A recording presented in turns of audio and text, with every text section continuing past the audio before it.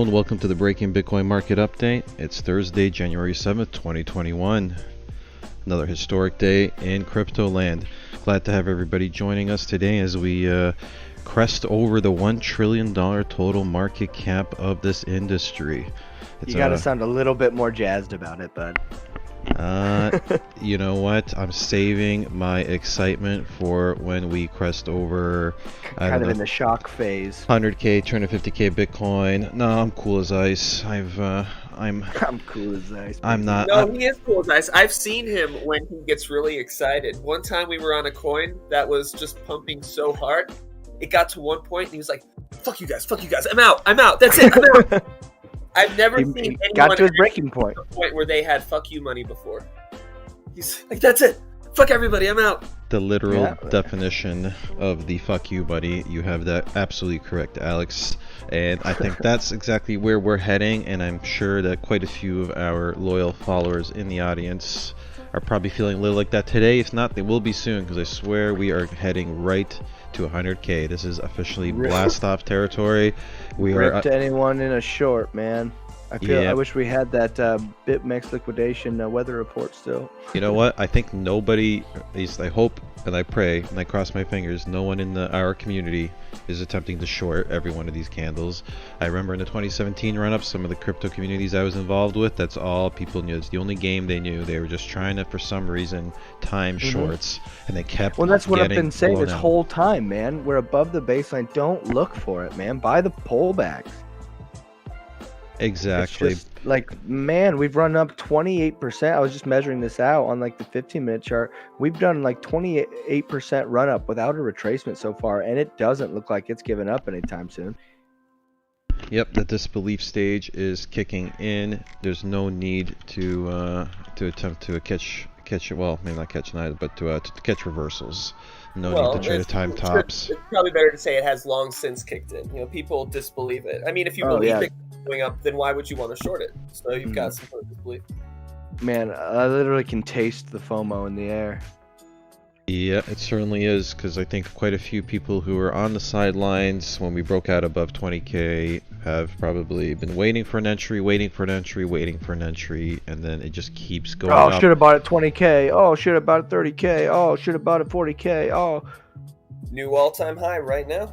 Brilliant history being made across the board. It is a genuine pleasure to be here this Thursday with the entire community in the live chat. Let's shout a few people out while we're here. Let me just check on a couple items. All right, we're good here. Jordan Stotts, first in the live chat this morning. Jordan Stotts says, "Blessings, brothers and sisters. Glad to have you on my YouTube front page every day." Yes, blessings to you and yours, Jordan. It is a pleasure to have you here, and it's nice to know that we're showing up in people's feeds. That's always good. We're keeping the shadow bannings to a minimum, probably because we're avoiding, keywords. Yeah, we're doing everything we can to stay within the YouTube bounds, guys. So it is. Did you also take some links out of our descriptions or something? I done that. I don't put any Bitcoin tags. I don't use Bitcoin or crypto in the title. I basically stripped everything out of it to try to avoid these problems at all costs. And we avoid using certain keywords on the stream as well, as to the best of our ability. Profit Bear, a CC supporter, of course, says, "What's up, CC crew? So much FOMO. I'm just dollar cost averaging right now. This is so crazy to keep up with day scalping." Yeah, for the scalpers, this is a scalper's paradise, I feel. I think even Johnny is managing to scalp some profits in, so that tells you something. Mr. Ether is in here saying happy. Yes, indeed, Mr. Ether is probably doing very well. I think Mr. Ether might be entering his early retirement phase as we speak. I'm sure his portfolio is looking spectacular. We have Subtextually finally make the show after 6 weeks. Missed the show so much. Yes, Subtext, it's so nice to have you back. Welcome aboard.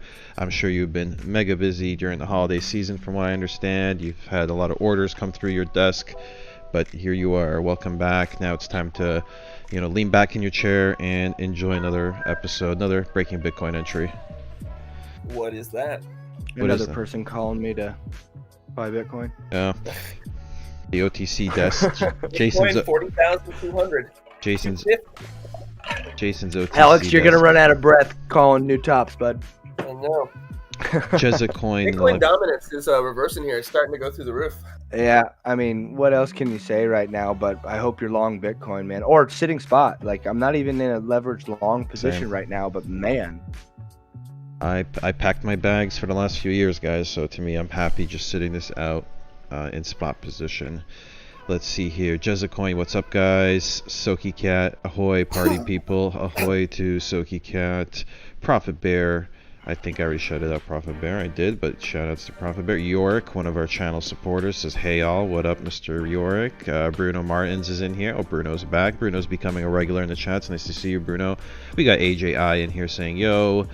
And Ron Legato, I think I mentioned. Ostrich is in here. Ostrich Coin, are we going live yet? Yes, we are officially live.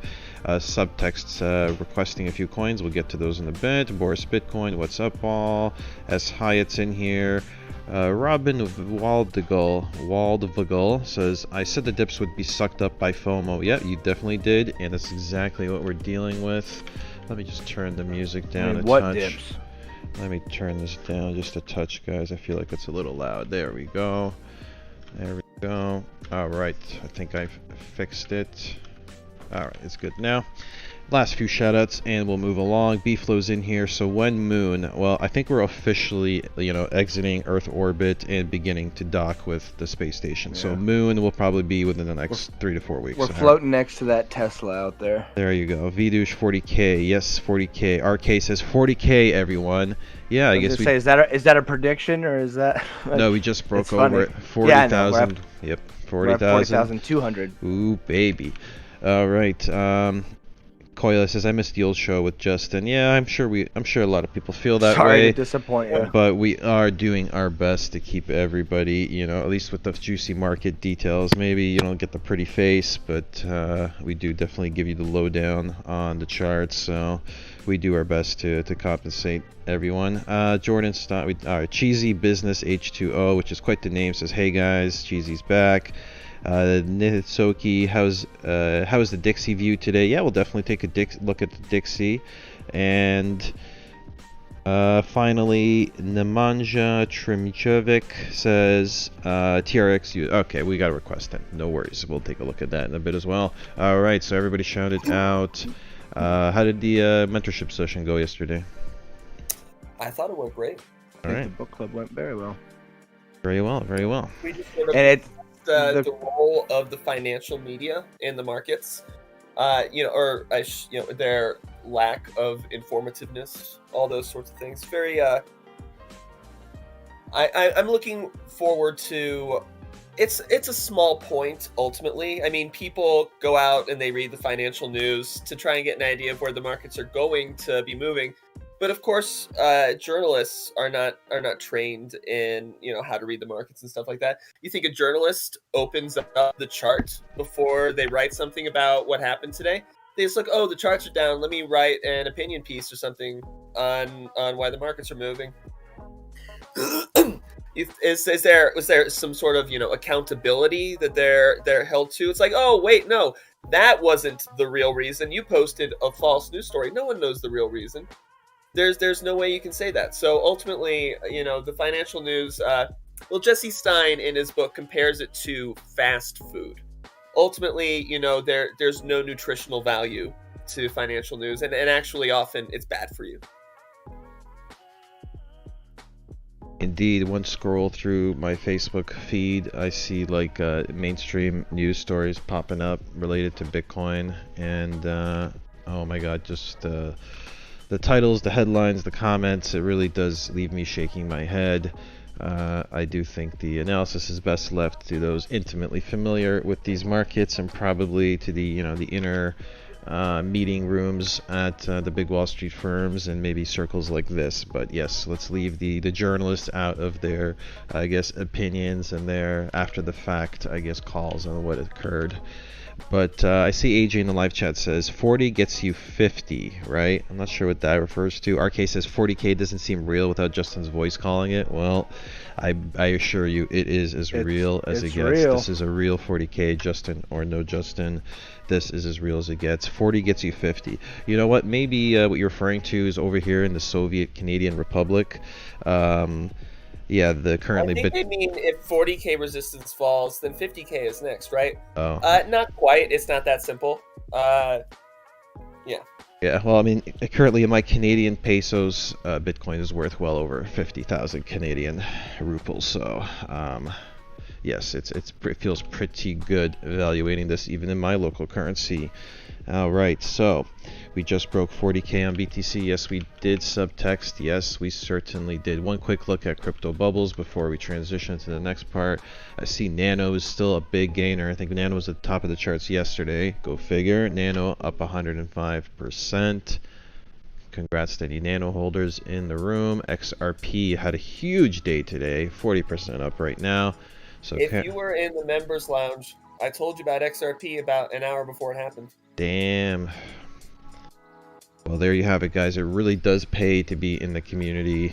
Alex, seemingly, there's the signals, there's the official signals that come through that seem to be real winners, and then there's just hanging around, and Alex will grace us in the members lounge with a call or two, just a little observation, and people who are active and watching are usually able to capitalize on that. So shout outs to Alex. YFI up 35%. It seems like just a lot of winners, but a few odd bubbles in the red, probably just a little bit of profit taking, small pullbacks. I see Theta's down like 9%, Rune down 9%, I see Algo down about 5%, LRC, which was a big pumper earlier, I guess this week, down 10%. So a lot of winners, a few losers, but for the most part, everything looks hella juicy. If we take a quick look over at the one of the news stories we got lined up for today, and that is, of course, the milestone reached. The total crypto market cap value hits $1 trillion.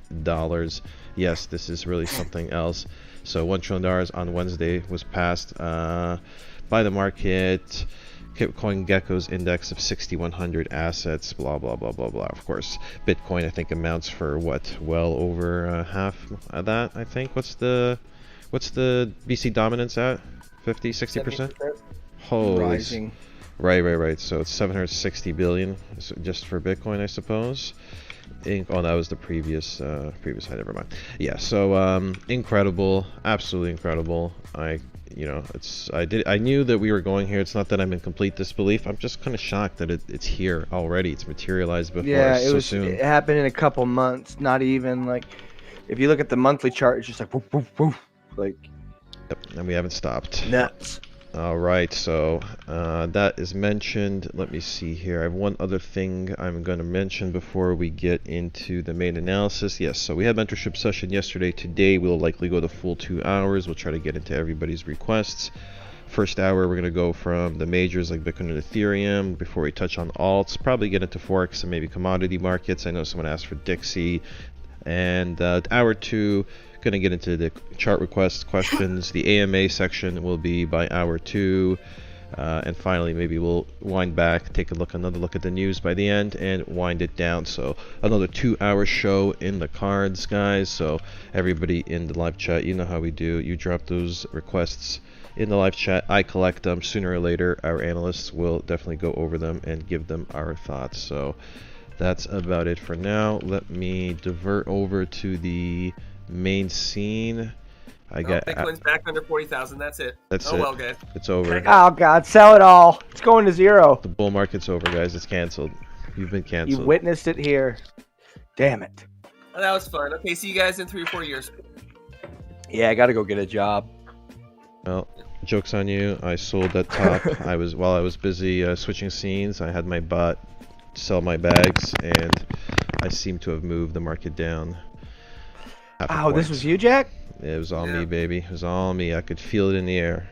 But all right. In all seriousness, though, I have Alex on screen, and I'm gonna let him take it away and tell us what comes next. Alex, do your thing. All right. I think the chart to watch right now is Bitcoin dominance. Bitcoin dominance, as we know, started pulling back last week. We kind of had a blow off top, not really on Bitcoin per se, but on people moving, on the act of people moving money out of alts and into Bitcoin. So starting last week, we saw money start to pour back into alts. We saw alts come off their bottoms. You all have been here for that. And now, starting earlier today, money seems to be seeping back into Bitcoin. As we see here, Bitcoin putting on bigger gains today than any of the alt baskets. So Bitcoin is up almost 8%. Closest is maybe privacy coins, which have had a 6% day. You can see this reflected in market dominance, kind of turning around here on lower time frames and slowly rising. It's not we're not at the point where it's clear that we're going to go through the roof. Maybe we'll just trade sideways on dominance, but I do consider this really interesting. We're going to keep our eyes on it because on the weekly, maybe this is simply a point of control retest, and then we continue onwards. We have broken this 1.5 year downtrend as shown. So this is from August of 2019 all the way here to December of 2020. We have this downtrend in Bitcoin dominance, and we just broke it 4 weeks ago. So I think it would be relatively normal for us to continue onwards in the break of that trend, because again, we broke a trend that was going for more than a year. It's only been 4 weeks. So yeah, man, it's just seems fake, but it's really here, like Jack said. So this is something for us to really keep our eyes on. When we come back on over to Bitcoin itself, we'll see that overnight. I love that Bitcoin just casually drops $1,000 now and we don't care. Yeah. Oh, that's kind of ugly. Overnight, as you can see, 50, we kind of we assaulted the what's it called, the dynamic support and resistance levels of our pitchfork. Currently, the closest fib level to us is below us, 36,500. That's what we were looking at. Next fib level up is 41,694. And the next dynamic support and resistance level is probably near 46,000, right around here. So there's not a whole lot of resistance overhead. As you can imagine, it's kind of blue skies above us right now. As far as the daily will be giving us a continuation long signal at the end of today. We'll have this cross will be official. We've got the momentum and volatility, so we'll probably be taking a Bitcoin long at the end of today. I don't know if it's overextended or not, but I'm gonna just keep long in Bitcoin until we're wrong. So and that's something that I should have done yesterday, because I did get a continuation long yesterday, but it just felt like it was way overextended, and we've been doing really well trading lately. And sitting spot is not so bad, but I mean, I'm regretting it now. But I mean, at the same time, I shouldn't regret not losing money. But I mean, we would have made more money, of course. But I mean, we're still of the 8 signals I put out the last 2 days, 6 of them are in no loss positions, so we're still doing well. Yeah, I've got so many open trades right now. Yeah, I know it's getting a little hard to juggle. Yeah, I've definitely slowed down the number of trades I'm putting up, just because at this point we've got over 20 open trades, and I just can't handle that many more. All right, and then we're gonna see that market event that makes you have to go, oh, I have to edit so many trades. Yeah. So if this closes, we could come back down and retest 38,000. We'll definitely be getting some closing signals or some early exit signals if we close like this. But this is still a really big if. This candle is only like 10 minutes old, so we'll see what happens with it. Yeah. On Ethereum, there is nothing really for us to do. We're way above the baseline long from the continuation long signal. We got this right back here. So we've been long from here. And there's no new signal, there's no exit signal, not even on lower time frames. So there's just nothing to do except hold steady. As far as the ratio between Ethereum and Bitcoin, it kind of looks like we're getting a little bit of a pullback on this. At this point, I would just expect this to come down and kind of retest resistance as support before we continue onwards. But I consider this to be a strong break in trend for Ethereum. Yeah, Bitcoin. That looks like a nice descending channel breakout. And I mean, if that thing goes, that thing's going to go. Yeah, exactly. So, I mean, when you look at this on the daily, Like, this is clearly a breakout right here. So yeah, we can come back down here and retest this area. But I expect we'll continue onwards, and ETH will continue to make outsized gains against Bitcoin going forward in the next few weeks.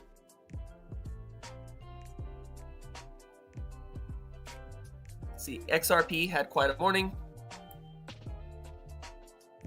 Called XRP for our group right around here. Well, I didn't call it for the group. I went into members lounge. I said, "Hey, XRP is about to take off." We don't really play reversals like this, so there wasn't anything for us to do. But it's something to keep our eyes on. If we end up above the baseline and we get a signal, I'll take it on XRP. If what goes up must come down, what goes down must come up, people. The price goes down, price comes up, price goes down, price goes up. Clearly XRP, everybody who wanted to sell has sold for now. And then buyers will step back in for a little while. And then price will get to a level where sellers want to step back in. We'll sell off again. So I'm definitely keeping my eyes on this. If we can get a good long signal, I'll take it. Gonna butt in real quick. I have a comment here from Mr. Unicorn in the live chat, who's also a channel supporter. He says, "Yo, CC crew, he renewed his CC membership this last week, even with a well-tested, really good daily system. As a amateur trader, this market really freaked me out. I really needed some companions for the rest of this journey. I'm really grateful for this service. Definitely needed some companionship for the rest of the journey, though, but thank you. Cheers." All right, thank you, Mr. Unicorn. Glad you could join us. Yeah, super glad that you brought that up, man, because that's a big part of this too. Like, trading in all of itself and learning to trade is one thing, but doing it alone kind of sucks sometimes, man. Especially when we're doing it in market conditions like this. Like, this is crazy. And to have that support with other people that you trust and know that have done this for a while, are doing the same things as you, really helps. So yeah, that's another thing that Jesse Sign discussed in his book for the find a good group last night. Yeah, it's important that you find a community of traders that you trust and respect, especially because we tend to live up or down to the people that we keep around us. You know, if we keep people smarter than us, we tend to do better, and if we, we've got trashy people around us, we tend to act like them. So, I think it's really important that even if you don't end up making CC your home, which I hope you do, I think we do an excellent job, you should find a community whose traders you respect, where you can get advice from, who you can bounce ideas off of, brainstorm.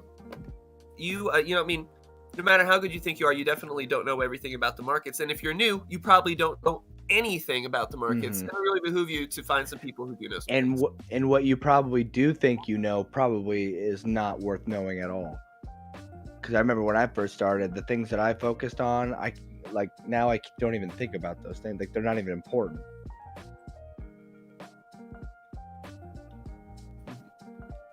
We'll take a quick look at baskets of coins. Essentially, they're all taking off. Privacy coins making new highs. As you can see, we broke up from this pattern. We did not break down.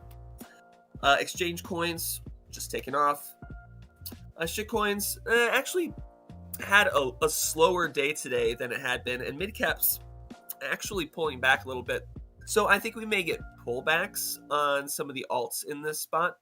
Should be relatively normal. Pull back here, kind of retest a little bit, and then continue onwards. I could definitely see that. Altcoins too, looking like they're losing a little bit of momentum on the daily. This is kind of a weak candle following these candles right here, right? So. And with the way Bitcoin dominance is looking, you'd kind of expect that. Yeah. It's just so hard to know how much money is truly going to flow in, Mm-hmm. Because we're over $1 trillion now. Like, we should put a live counter on it.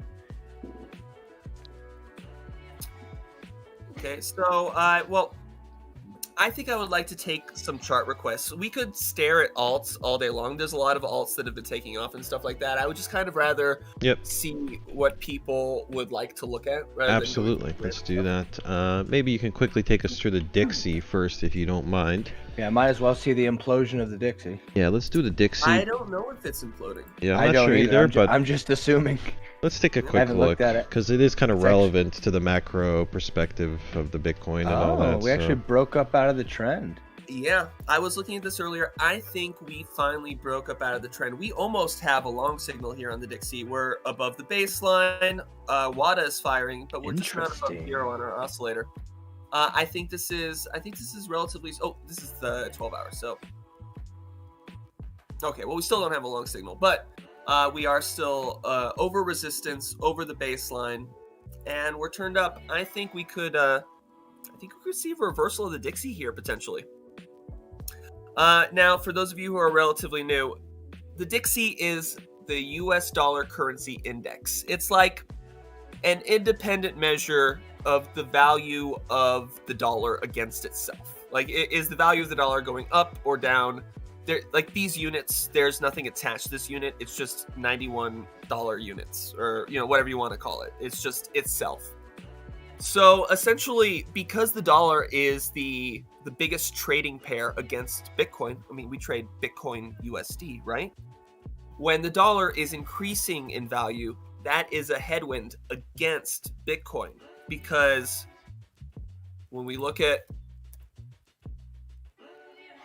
when Bitcoin goes up in value against USD, Bitcoin goes up here. When the USD goes up in value against Bitcoin, this price does this, right? Because the dollar is increasing in value against Bitcoin. So Bitcoin loses in dollar value. Which is why it's weird to see such a big gain in Bitcoin and also the Dixie break. There's that much extra money flowing into Bitcoin today. But I guess those stimulus checks really did it. Yep. There's still something for us to keep our eyes on. If the Dixie is reversing, we can expect a lot of larger movements in the markets. Generally, the Dixie reversing will probably put the stop on speculative fervor in traditional equities. I wouldn't be surprised if Bitcoin saw a pullback, if the dollar pumped really hard. Let's go ahead and take a look at some chart requests. All right, let's do it. Thank you for a quick look at the Dixie that came from Nitsoki. All right, next one. I got another general question here. Let's cover this one first. This was an early question today. Jordan Stotts asked, what happens to Bitcoin that are inaccessible? Are they lost forever? So they're basically lost forever. Yes, for all intents and purposes, indeed. Once you lose your keys, it's pretty much going to be inaccessible. Now, there is a potential very distant future where supercomputing power does fire up to the point where you're gonna have future treasure hunters. Those guys who dive under the sea looking for lost treasure wrecks. You're gonna have people looking for old hard drives and shit, looking for old Bitcoin. That or divert. Bitcoin will be so valuable that you'll be able to divert millions upon millions of dollars in resources attempting to crack old addresses, old keys. If we do have something maybe that's similar to like a quantum computing revolution, it might make old legacy wallets more vulnerable. More active wallets might be able to fork off or utilize more sophisticated encryption or something like that while leaving the old stuff vulnerable. But that is like very speculative, very abstract kind of future. So, short answer, they're gone. They're gone forever. What does that mean? It means that the $21 million... Bitcoin's real total supply will probably be around 17 or 18 million. There's about 3 million Bitcoin that are just lost forever. That's what I would guess. Yes, like 17, 18. Millions lost to time and all that. So that's what we're gonna call the documentary of when we start a company on trying to find old ones. Billions lost to time. Good one. All right, let's see here.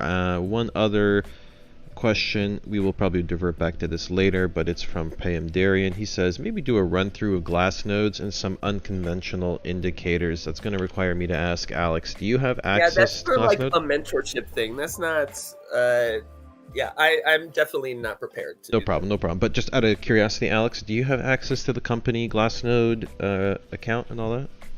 I did. I will have to recheck that. It's not something I look at super frequently. Yep, absolutely. But an idea for something for us to do a little later, potentially, like you said, mentorship session. But thank you, Darian, for the request. All right, now let's get into the actual alts, some of the stuff that's on a lot of people's minds. Now, Subtext back after 6 weeks or so of missing the live streams. Gonna Yeah, throw. it was a good few weeks to just sit on spot, wasn't it? Subtext. I know she is feeling pretty good.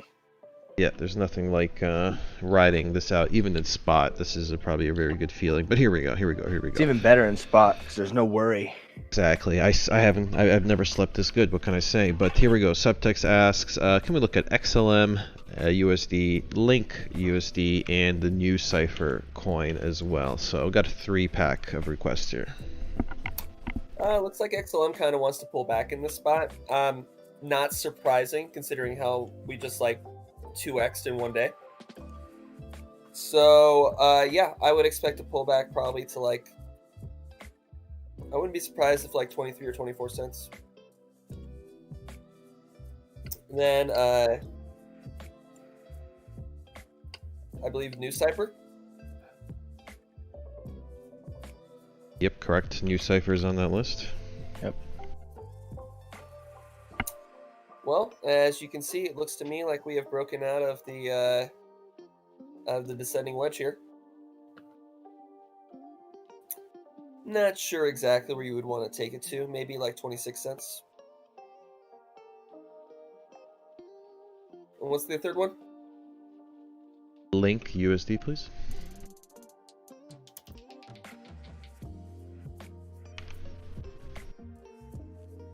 I am currently in a Link BTC trade. Well, I mean, Link BTC does look so good. Yeah, my Link It's bags just are super swole. It's having a baseline pullback right now. We'll just have to see at the end of the day where it opens. But Yeah. Is this all-time highs for Link? 17 bucks? Must be all-time highs, right? No. Well, where was Link's all-time highs at? I thought it Okay. was around 8. I thought it was 18. It's $20, guys. 20 bucks. Gotcha. All right. Got something to look forward to. I would imagine we'll get like a small pullback on Link here, but ultimately we'll keep moving up. We'll have a weekly cross at the end of this week, and you can see we broke the weekly high previously. So, yeah, it looks good. What's next on the list? All right, let's keep moving along. Thank you to Subtext for joining us again on the stream. All right, next one is going to be LRC and DNT for Ostrich in the live chat. So let's start with Luke. Ostrich, I already looked at DNT for you earlier today. No. What about, what's the other one? What's the first one? LRC. LRC.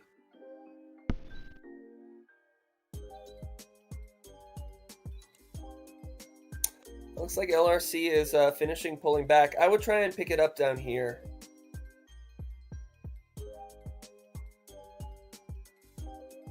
Yeah, I would look for maybe 30 cents or so to pick it back up.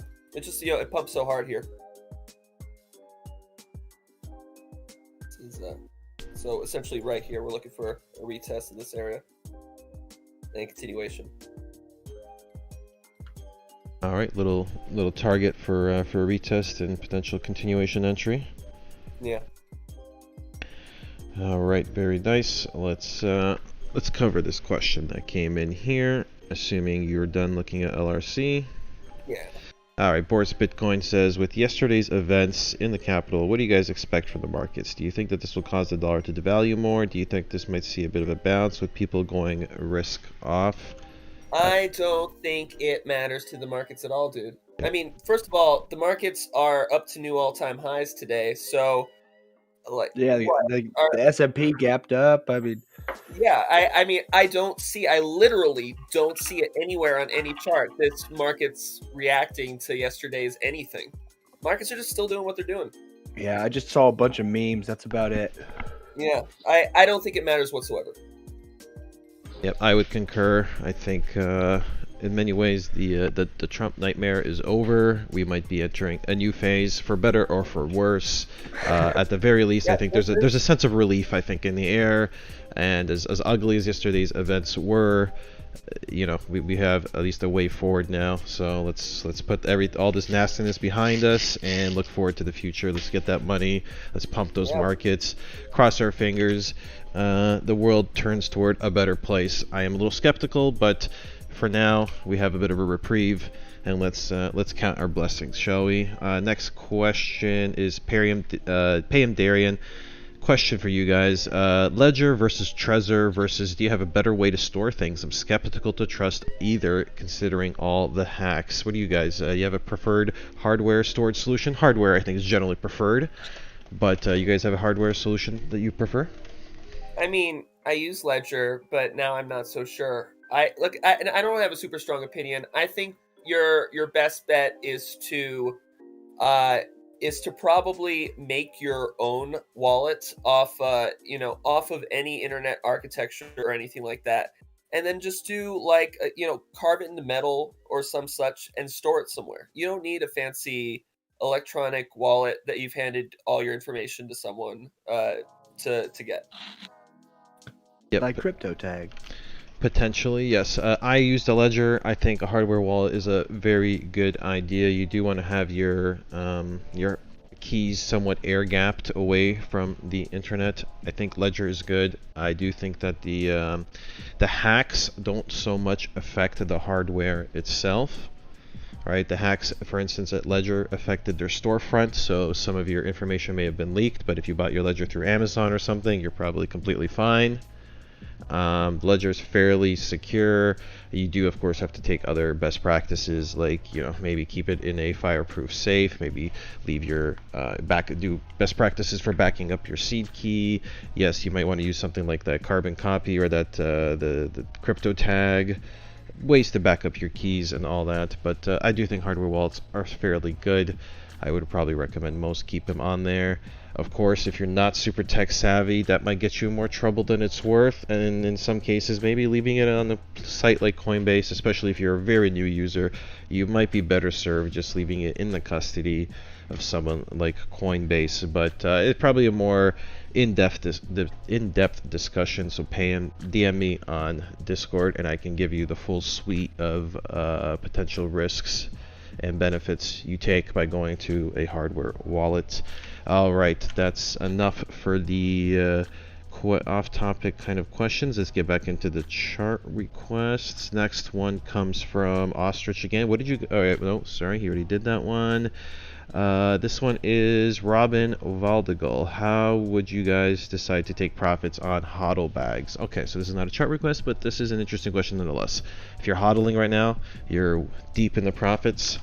Well, I mean, that just depends on your time frame, man. Like, are you looking at an investment that you put money into a while ago? If these are HODL bags, then I guess HODL bags. Wait until the end of the bull market, man, whenever that is.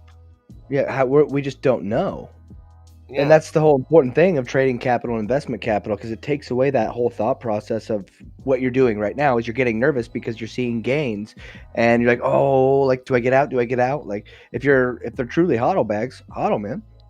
Yeah, this is why I'm always super suspicious of everybody who said, oh, if only I had heard about Bitcoin in like 2011. It's like, yeah, you would have sold it in 2012. That's what you would have done. You just sold it a week later.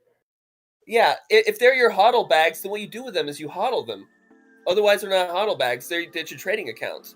And then, once again, if you're asking me what you do with your trading account, like, what time frame are you trading on? So I guess what I would say to you is I would advise you to take a closer look at why you bought the things you bought, and if you bought them for a good reason, leave them alone. Indubitably. All right. Indeed, something maybe to explore for later with Robin in a more private mentorship type setting in order to kind of really drill down into, like Alex said, what his long-term goals are, what he bought them, what he had in mind when he purchased, what your long-term trajectory and plans are.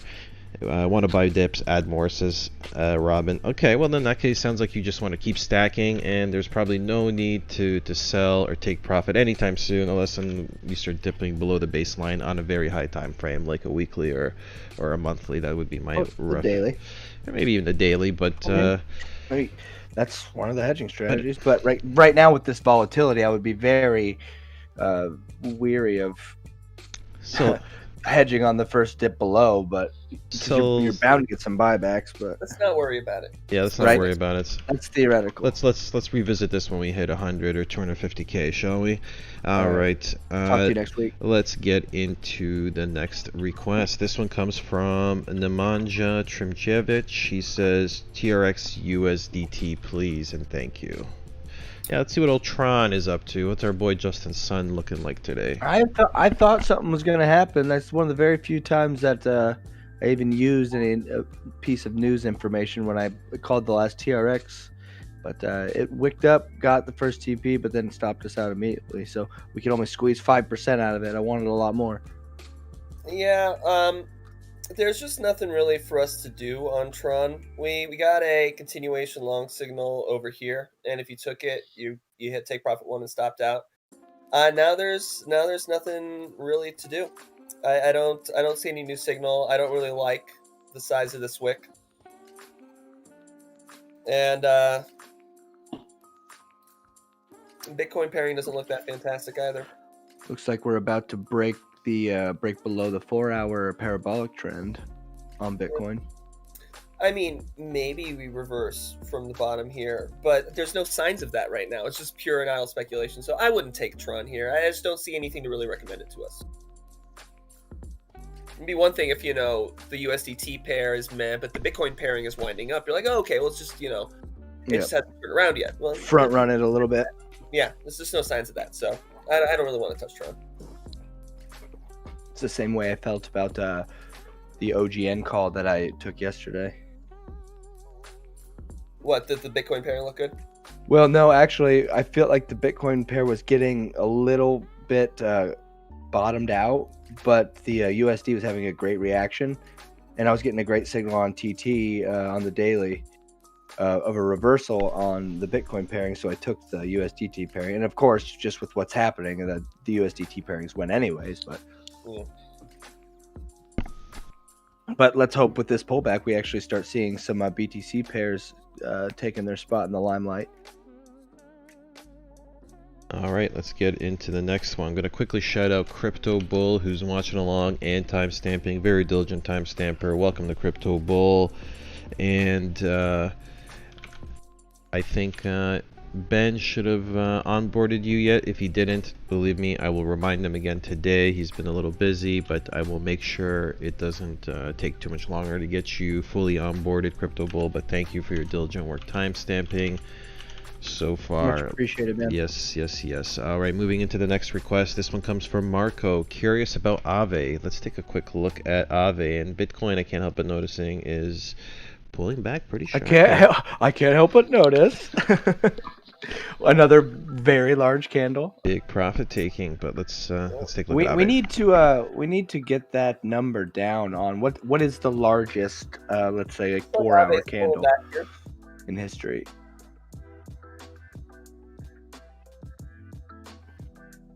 Is that AAVE pullback? Sorry, I missed what Alex just said. Yeah, I said it looks like AAVE's pulling back here. I imagine we'll probably retest $95, something like that. Come down here. Yeah. Test the top of that shelf.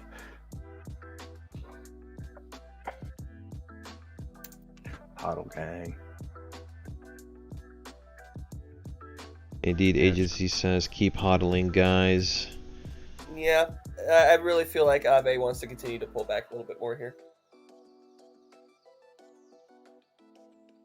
This wick here isn't fantastic.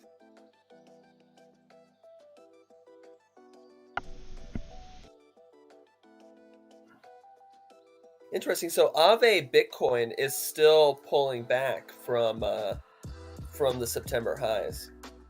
Yeah, it really hasn't done anything. Ooh. It's interesting. I mean, you could be forming a bull pennant there. Too soon to say. Yeah, that would be something I'd be keeping my eye on. If it broke that the downward diagonal trend line, it would be a broken pattern. But something to watch. And this is a logarithmic trend, so this whole trend is actually all the way back down here. So if AAVE does take off again, it has a lot of room to run. If it comes back up to its highs, it's a nice movement. So I think just there's nothing for us to do with AAVE right now. If I wouldn't short it, but I would just hold off. I wouldn't be entering here. Does that answer your question, Marco? Certainly hope it does. All right, let's get into the next request. And this one comes from Julia Bella in the live chat. Thoughts about Litecoin. What are your thoughts on Litecoin, guys? Let's see what the chart looks like. I know I didn't get in at the earliest time on Litecoin, but I was just going back through and looking at what I got some of my my HODL bags at. I was pleased to see that it was at $45 on Litecoin. Ooh, very nice.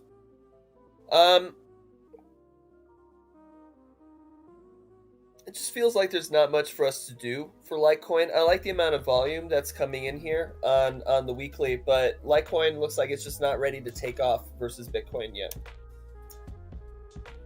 On the USDT pairing,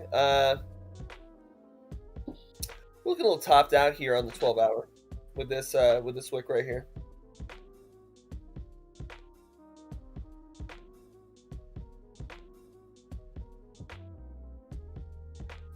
This is the channel I'm kind of keeping my eye on right now.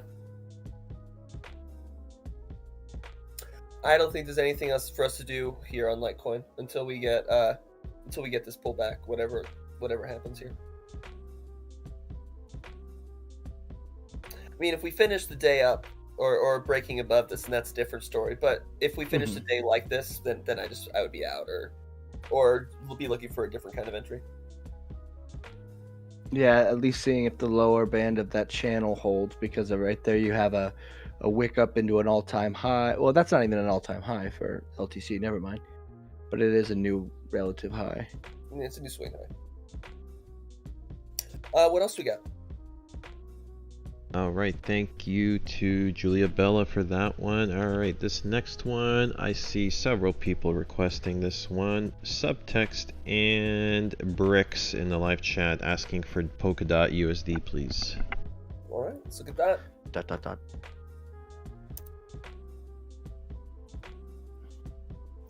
This one kind of also looks like it wants to pull back, doesn't it? Looking a little dumpy.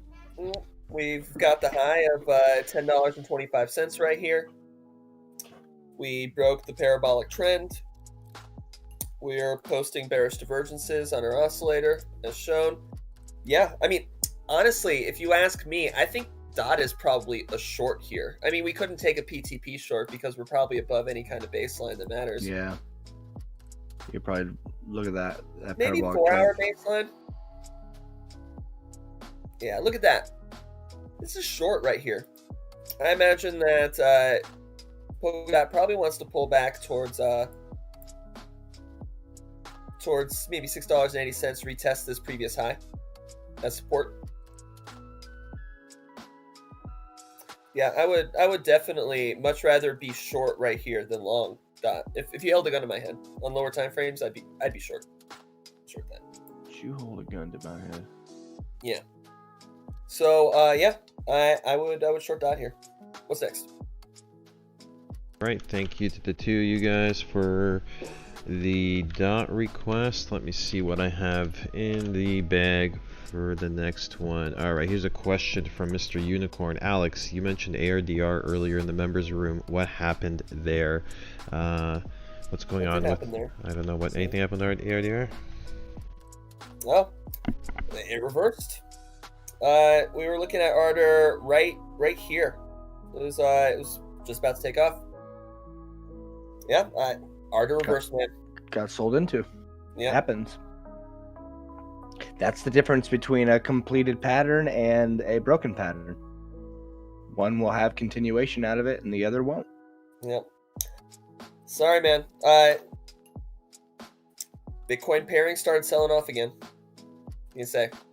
Well, I mean, look at what Bitcoin did today, and I mean, we just had what an hourly candle that spanned from 40,000 to 36.5, and it's already been halfway bought back up.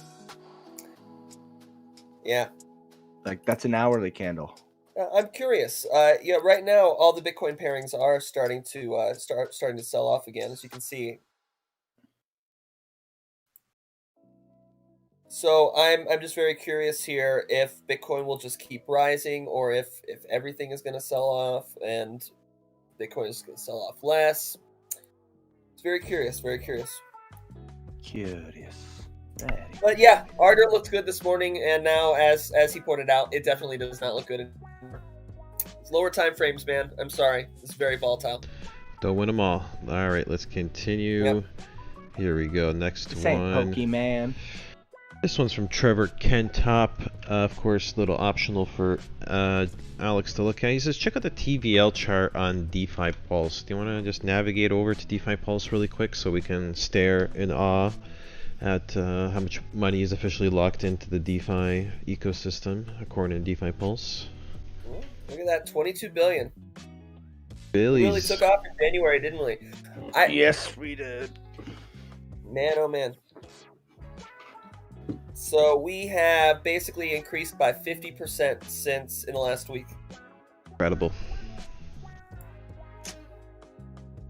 Yeah, I mean, kind of has me speechless looking at charts. I'm just like, oh, whoa.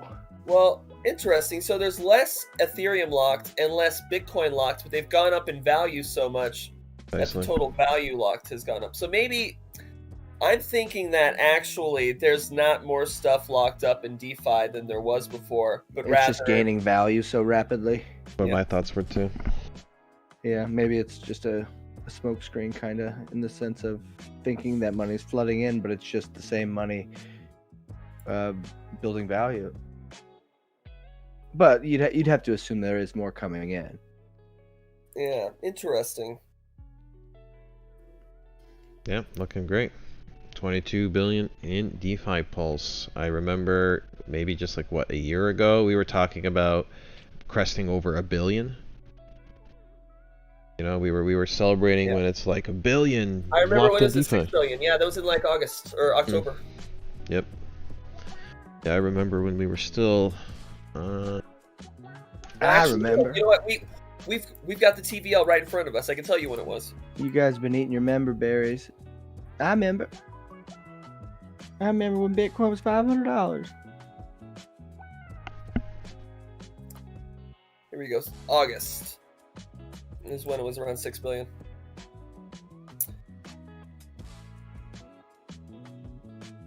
Okay. What's All next? right, it was fun to visit that. Thanks for the tip off, Trevor. It was nice to kind of see. What is interesting is Uniswap is picking back up too. I was looking at their volume and liquidity locked yesterday. Are you gonna open for me, Uniswap? Mean Ethwick. The world's slowest unicorn. The world's only unicorn. That's why unicorns are so hard to find. Exactly. So technically it'd be the world's fastest unicorn too. There we go. So as you can see, volume is picking back up over here. We're back towards the kind of volume that we were experiencing over in the highs of September, except it's steady. It's not euphoria. And the liquidity lock just starting to rise again too. But remember, part of this is also the value of Ethereum has risen a lot recently. So, but yeah, I agree. This is stuff to keep our eyes on. Make it back. Yep, very interesting trends to be aware of at this point in the game. All right, what do we got next here? We have, all right, I'm going to do this one. Alex from is on a mission. Agency. Yeah, what is this back? Agency is next. He says SXP USDT, please. Big descending trend line on SXP, similar to KNC before it broke out. All right, so is SXP going to do a KNC shortly? Let's take a look.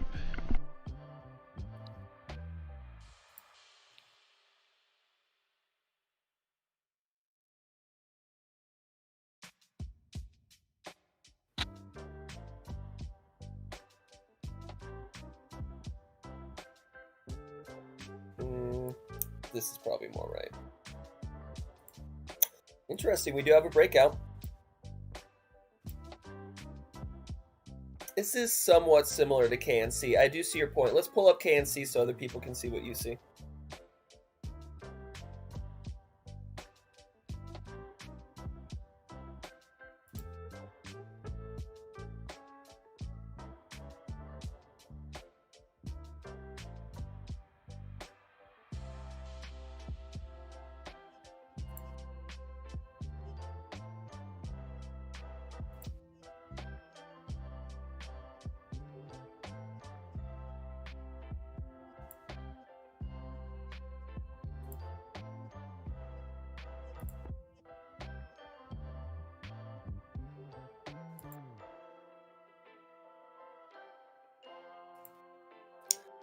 see. You can almost see how similar they are.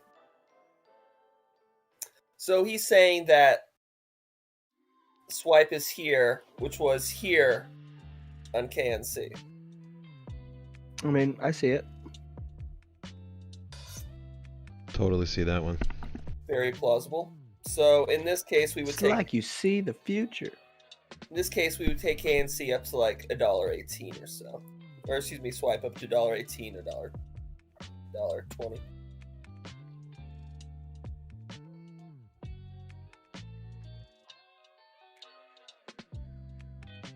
Interesting. This is where I wanted to take KNC2, right around $1. I think I might get back into my KNC long now.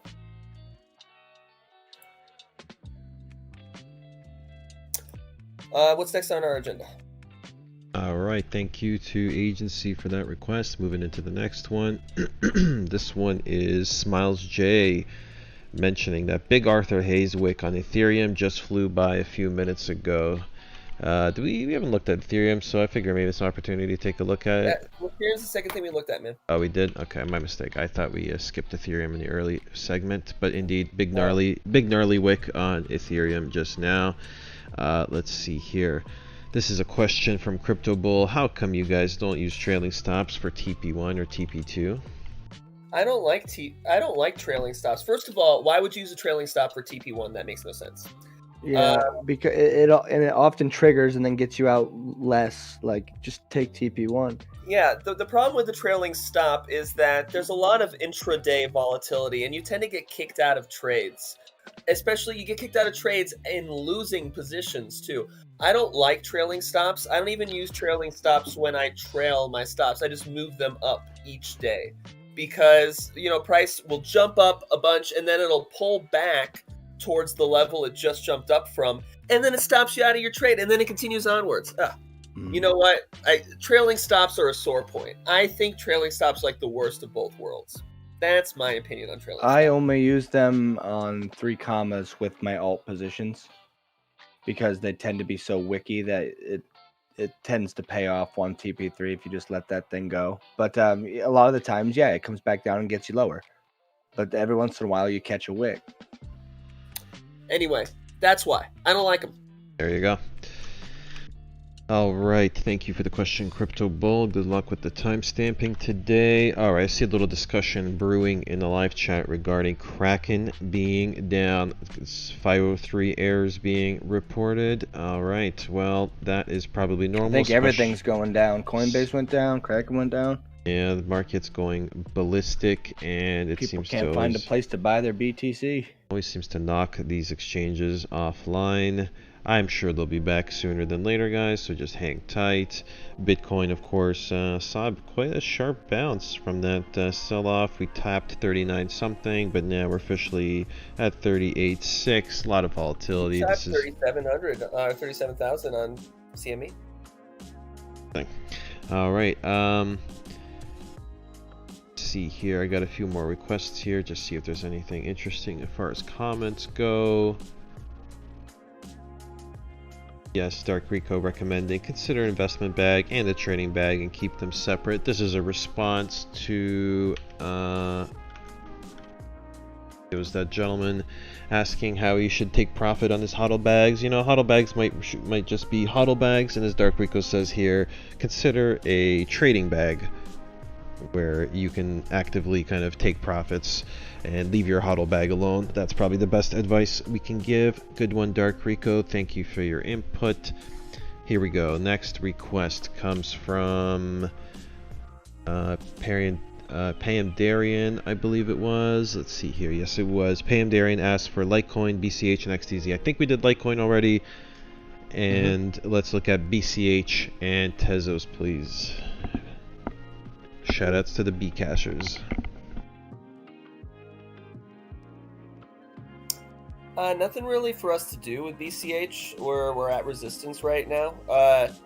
There was potentially a continuation long that you might have taken here.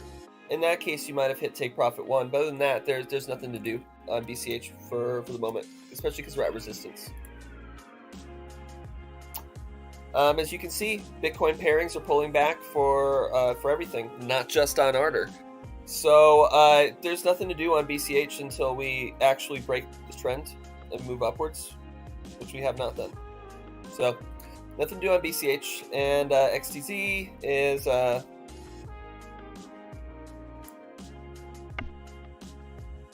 XTZ is also at resistance right now. Nothing to do. As you can see, we may even get an exit signal at the end of today.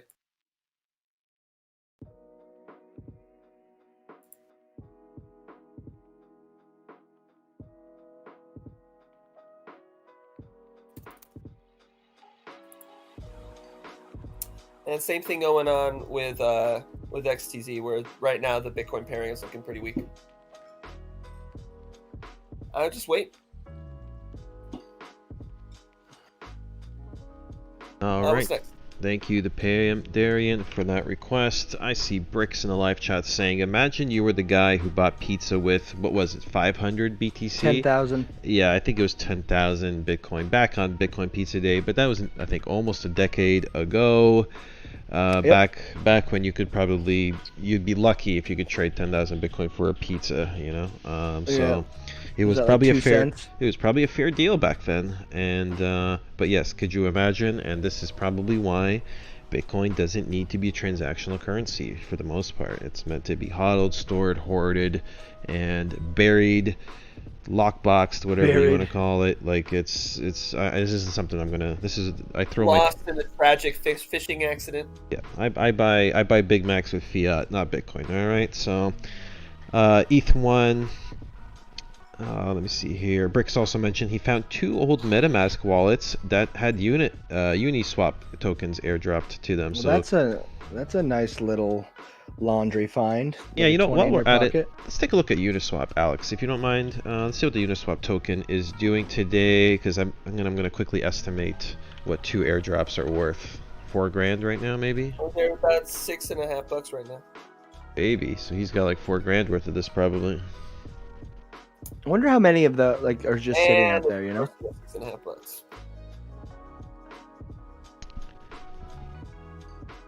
I'd probably look to be out of Uniswap at this moment. All right, gonna go sell my uni bags right now.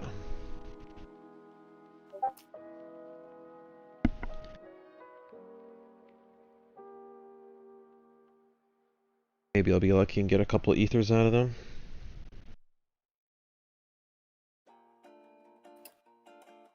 All right, well, let us and all our viewers know when you're done. And it's gone. Okay. All right. Man, that was fast. I juiced it with an extra big transaction fee. Juiced? Yeah, you put a little extra gas to it, did you? Oh boy, did I ever. Stepped on the pedal. Us in creating excellence. Juiced by you. Juiced by Jack. That's okay. Some of you will get the reference. Juiced by Jack? No, the what Alex said. Oh. Alright then. Let's see here. Dark Rico points out the person who bought the 10k BTC was from Europe and did a long distance call to the USA to Papa John's and ordered the pizza. Yeah, I think they knew each other. They had like a 3-way deal where like one guy wanted the pizza, one guy was able to facilitate the Bitcoin. It was like the first transaction, yeah. Yeah, it was like a 3-way deal. 3 people took part in the thing. One guy was like the broker who settled it to fiat. One guy was the pizza delivery dude who was able to get you. It was like $43. Oh boy. Let's see here. That's like unfathomable. Like 10,000. What is that? Like, right now that would be like what? 37 billion? Maybe even more? Am I that wrong? No, I think it would be, let's see, we're at 40k and it was 10,000. So we're looking at 400 million bucks-ish. I think 400 million bucks is about right. If not, it might be 4 billion. But I think it's 400 million. Maybe it's 4 billion right now. Maybe it is 4 billion. Nah, it's not 4 billion. I think it's 400 million. million. You multiply by 1,000 to get from the thousands to the millions. 10,000. So if you add another 0, then it's 100 million. There you have it. Well, that was one expensive pizza. Well, 40,000 times 10,000 is 4 billion. I remember a while ago, probably a long while ago, my cousin No, it's 400 million. my cousin was like, "Yo, I want to buy like some Oh, yeah, Russian you're right. Sorry. some Russian hacks on the internet for some game he plays." Buy 'em. And so I was like, "All right, man, I'll send you like $40 worth of Bitcoin. Just throw me $40, I guess." All right. So I was just connect for the Bitcoin, and then I think he ended up blowing through that, and it's a complete waste, obviously, for some stupid online game. And looking back at it, what's that $40 worth of Bitcoin worth today? Was it worth it? He should have just held it, motherfucker. I told you. But he would have sold it like everybody else. Yeah, unless you forgot you had it, like most people would probably sell. Unless you're doing this for a living. I also remember I onboarded a bit of money into the Lightning Network way back when, and it was probably only like $20 or something then. That was worth quite a bit more. And at the time, I also sent a few other people money on Lightning Network, like $10 here or there. Like, hey man, Bitcoin's a thing, Lightning might be a thing. Here's make a Lightning wallet. I'm gonna send you a few bucks. So I sprinkled a bunch of people like $10 of Bitcoin at the time. I'm guessing that's probably worth quite a bit more. Oh God. So then there's all the Bitcoin my wife bought a while ago. We bought that so long ago. I don't even know how much we bought, how much I feel is like you're in there. rubbing it in now. But now lately, Yeah, it's like this guy sells his Uniswap, and all he can talk about is all the money he's making now. oh Yeah. God! All right, I'm dropping it. I don't mean to be a prick. All right, let's Hey, keep going. it's okay. You earned this. You earned this Did moment. I tell you about my wife's secret Bitcoin stash? Oh my God, guys, look at all these pictures of the Bitcoin stash. All right, that's enough. Don't mean to rub it in, guys. If Well, you're feeling like I said, you earned it. Don't worry about it. you guys are feeling extra salty, DM me. Maybe I'll sprinkle a little Bitcoin your way. Well, maybe I'll take not. some. But maybe I'll order you a Papa John's with my MCO Yeah, that's the card. joke. All right. You'll order everyone a Papa John's pizza. Hello, Jack. My name is new member. I'm I am Prince of India. Send me your Pi Network referral code. I'll take care of you. I am Nigerian prince with many Bitcoin locked up. Send 10, get 1,000 back. Deal. Yes, I will give you 20% of anything that I can. Why does the Nigerian prince sound like Apu from Simpsons? Because we don't know exactly how to say it. So Apu came to mind. Yeah, still working on my Nigerian accent, folks. Yeah, sorry. It's rusty. All right. Let's get back into the request, shall we? We did this one. Here comes one from Boris Bitcoin. Hey guys, any thoughts on Zcash on the daily? Zcash. I looked at it. It looked pretty rough. I did take Zcash. Oh, no, never mind. Sorry, I took Zen. Sorry. Telling you guys, privacy coins are not where it's at.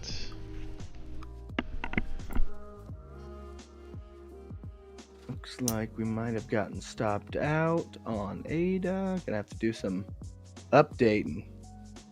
Probably got stopped out on Atom. Have not got stopped out on that. Looks like we're just still in a downtrend here on ZEC. I don't really see much for us to do here on either the daily or the weekly. Well, then again, I stand corrected. We should be getting a... nope, we don't have enough volatility yet for a long signal, but we're almost there on a long signal. We're above zero on our oscillator. We're above the baseline, we're below the qualifying line, and we've got enough momentum, but our explosion level is not rising, which means we just don't have enough volatility yet. So I think there's nothing really for us to do with ZEC right now. And the Bitcoin pairing is not there.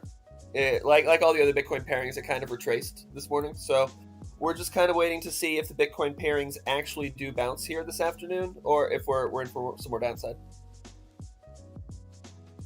What's next? All right, that's actually almost at the end of our list. One more just came in from BFlow. So if anybody's in the audience that wants to have us look at a chart, if I missed a request, post it up now.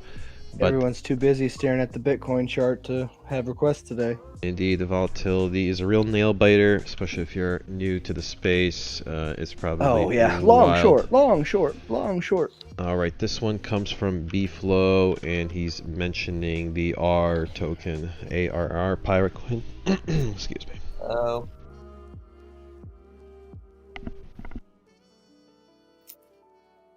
I mean, didn't I tell you to get out of this last time you asked about this? It looks worse than the last time. Arr. Yeah, you got pirated, buddy. Yeah, I would stay out of this. It looks bad. If you're short, then feel free to stay in it. But I wouldn't want to be in this right now. Yeah, that looks poor, my friend. Well, Whew. I guess And it's got even further to go. Yeah, and the USD pairing, I guess, looks less bad, but still bad. I mean, and this is all missed opportunity cost. You could have been in Bitcoin instead of R this whole time. B-Flow is denying he's ever been in R. He was just fooling around, but I somehow doubt it. Yeah, it's always after the fact. I talked to him in DMs. He did tell me he was going all in on R. He had a good feeling about it. I knew it. Let me know the next time you have a good feeling. All the pirate coin holders are salty dogs. Mm-hmm. Waiting on their booty. Pirates of the Caribbean might need a What's next? rewatch. Shall I go over 4 extra stuff? You want to wait for some more requests to pile? Sure, I have one that came in right now if you want to look at that. This one is from Ivan X. He says, I'd like to request WIN USDT, WIN. Oh, okay, let's look at it. I think WIN is wing. Wink. Wink with a K. It is wink, okay. It's like Tron gambling token, basically. Nothing for us to do here. As you can see, we are still trapped under resistance.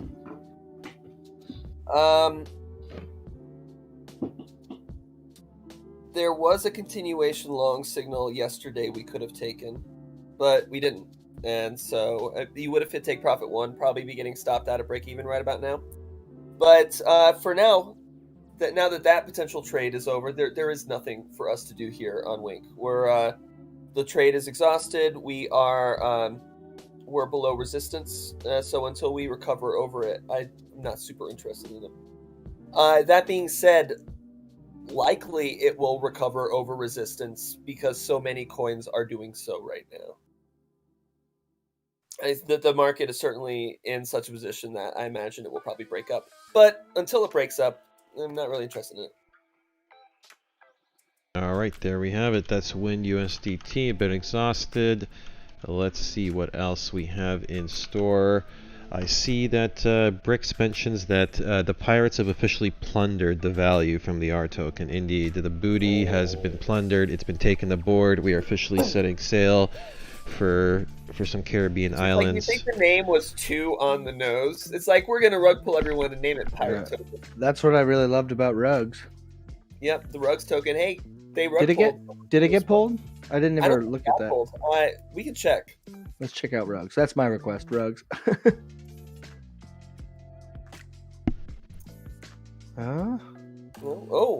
Retest. Time to get back into RUGZ. It might be time to get back into RUGZ. It might be. What's the liquidity in that thing? 60,000. It's too small for us, I think. Oh yeah, way too small. 60,000, baby. That's got It's potential. like one guy out there waiting for that to pump. We've had 4 trades in the last 24 hours in this market. Boom. All right, game over for RUGZ. Just don't even. They're just waiting for a victim. That's what they're doing. They're just like putting this out there and just waiting for people to buy it. Possibly, yeah. Could be. Well, they named it RUGZ. Give it another. GRT back down today. We might retest the lows on this.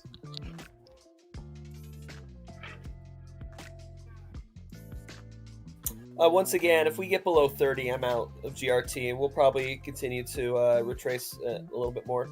I don't really like this 4-hour time transformation. As you can see, we're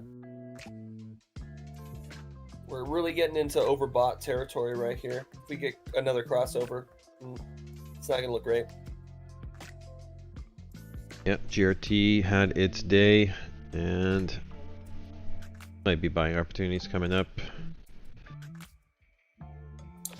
We shall see. What's Indeed. next? All right. Liberty in the live chat. Can we take a look at XLM? We did look at Stellar much earlier. Liberty, you might have to rewind. Did I look at Stellar? Yeah, I'm damn sure you did. I'm damn sure you did. Oh yeah, you're right. I said that we were probably going to pull back. Yes.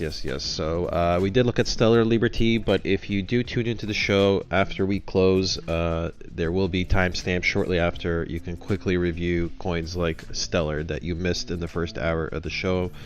I think we covered it about, I don't know, an hour ago. So if you want to rewind now, if not, wait till after the show, find the timestamp for XLM, and you can review what we talked about. Rita Marsden in the live chat says, what indicators do you guys use? All right, we get this question fairly frequently. Seems like Subtextual is taking care of that for us in the chat there. Indeed. Yep, Subtext just came through. CC Analyst use premium CC indicators on TradingView. You can get access to the entire suite by becoming a premium member. That's correct. So this is our website for those of you guys who have not seen it. Welcome back, Alexander. Yes, this will take us to the Premium Indicator Suite. This shows you all the ones that we feature here. Baseline, bottom feeder. Minx. Bottom feeder is more of a strategy than an indicator. It tells you where to buy low. Baseline is essentially a moving average based indicator. We use the Hull 60 as our basic one. It's just kind of snazzed up. It's got some extra bonuses and features, but its baseline is nothing special in that way. It's a moving average. Minx is a nice little oscillator. You guys probably don't see me use it a lot. It is something I tend to use. Time transformation, which you will find, which you can find here. Time transformation is based off the Fisher transform. Quadrigo position sizing. This is an ATR based indicator. This gives you stops and take profits. Profit taking, baby. Yep. Parallax is for trend identification. It tells you whether the trend is bearish or bullish. It's actually very good. And then we have some free indicators for everybody to use. You can find these yourself by searching right here. Cracking. And this will pull up the indicators that you can find in the public library. So Wada Tar is a free one. Ichimoku, exponential moving average. Fisher. And CC Fisher, which is, I think, super important because... If you're just starting out, start with Fisher. Yes, because the built-in version of the Fisher transform on TradingView is broken. So watch this.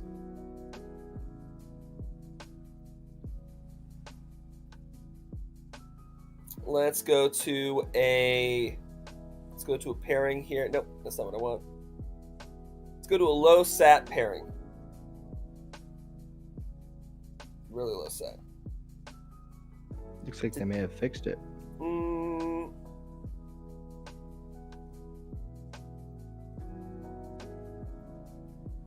They might have fixed it. Yeah, go to hot. Yeah, hot. We'll know for sure on hot. Okay, yeah. So this is what it looks like unfixed, and time transformation, which is based off of the filter, which is based off of Fisher, as you can see, works just fine. And then let's pull the CC version of Fisher here. You can see.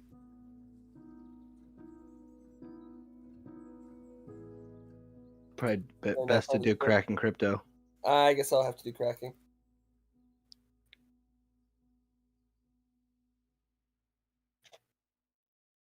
So there, as you can see, it works. So these are some of the indicators. Obviously, we suggest it's what we use, but there are plenty of other phenomenal indicators out there. I don't want you to think that we think we have the only good. If you look in the public library at what is popular, a lot of these indicators are popular for a reason. They're good indicators. I was just doing some manual backtesting for some members in a mentorship the other week. We were looking at MACD4C. This will give you some good signals. Essentially, you just buy on the color change, so of red to green. Stay in and get some kind of take profit system. Go short on change to red right here.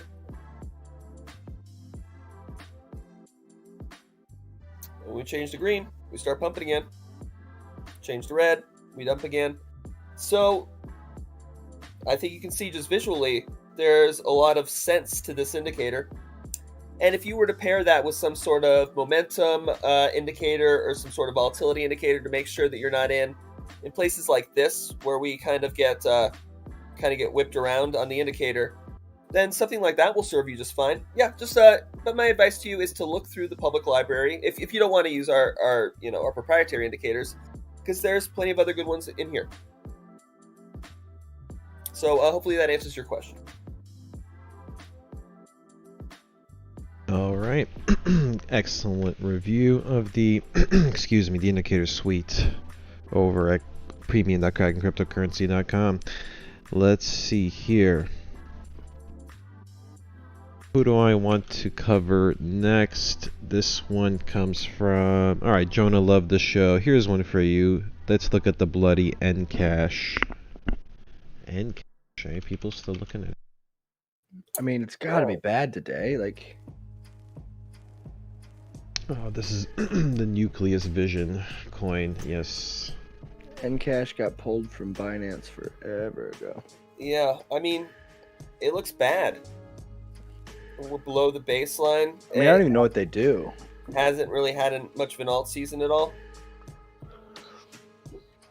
It's dying season. What they do is they go down in value. So what it means is that's what the N stands for. To recommend this chart to us. Yeah. Well, we're retesting the lows right now. I mean, that tells you everything you need to know. Definitely not cash. What's next? All right, yes, that's NCASH. Let's forget about NCASH. It's probably one of those many coins in the top, the 6,100 coins that make up the $1 trillion market cap. Yes, so maybe when we consider it, maybe everything in the top, or let's say the bottom 3,000, the bottom 5,000 coins are probably all junk like NCASH, and yet they help contribute to that $1 trillion market cap. So maybe there's a silver lining. DentaCoin. DentaCoin is where the real money's at. Yeah, DentaCoin is pure. Can't believe I'm still hearing that. DentaCoin.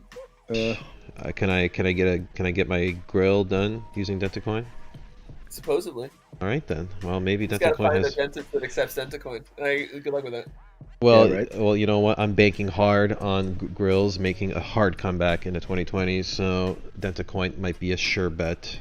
Let's see here.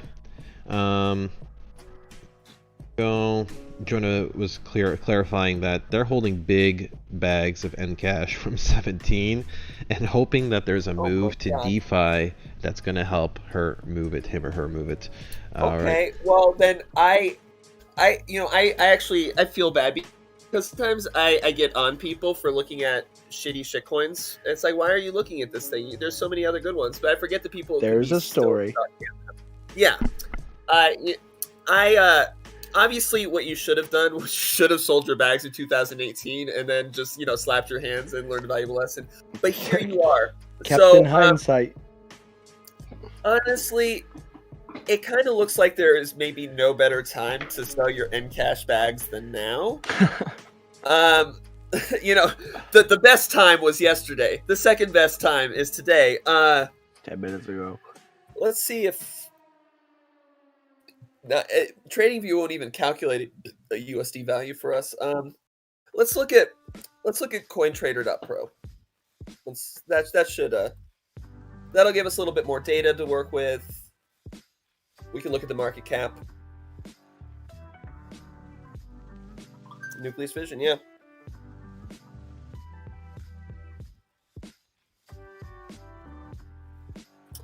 So this is the market cap looks a little better than the Bitcoin value does. Obviously, the USD value has gone up because of its relation to Bitcoin.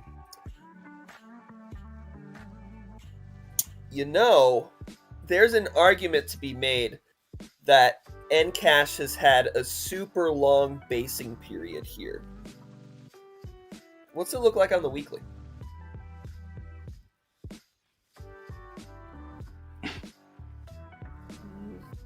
It's not terrible. It's picking up.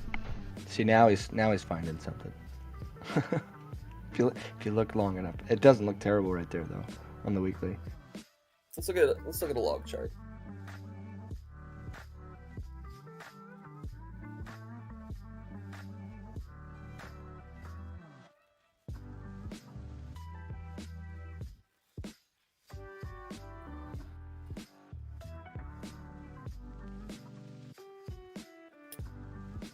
My problem with it is that there's just better coins out there right now, and if you sold the money in NCASH and put it into something else at any point in the past 3 years, you'd have more money.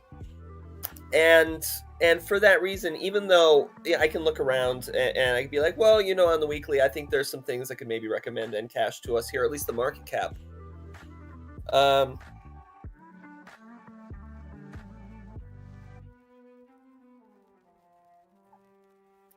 Here's the dollar value. It's so near the lows. It's hard to think of a good reason why you would necessarily want to stay in it. Well, apparently a move to DeFi might put a little spring in NCASH's step. Is this? I have a question. Is this something where you hope it's moving to DeFi, or you've heard the news? Yeah, is there news on that? And the markets just haven't really responded because no one's looking at NCASH anymore. NCASH moving over to DeFi, so there may be a light at the end of the tunnel. Thanks, guys. So someone must know.